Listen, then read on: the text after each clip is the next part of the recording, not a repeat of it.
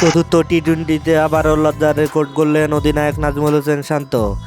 7 বল খেলে মাত্র 2 রান করে আউট হলেন এই অলরাউন্ডার ব্যাটার, যা অবাক করেছে সবাইকে। অধিনায়ক হয়ে এমন বাজে পারফরমেন্স কখনোই মেনে নিতে পারছেন না দর্শকেরা।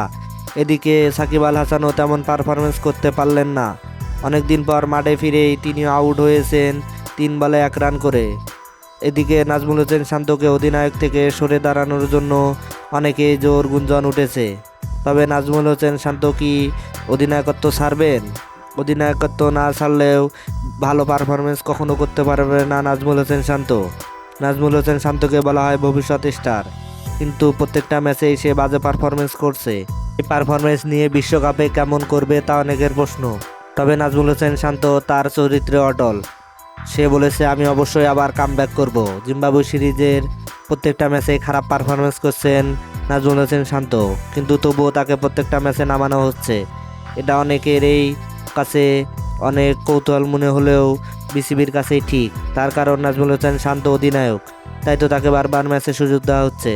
হ্যাঁ দর্শক, আপনি বিসিবির এমন সিদ্ধান্তকে কী চোখে দেখছেন? তাহলে অবশ্যই আপনার মূল্যবান মতামত কমেন্ট বক্সে জানিয়ে দিবেন।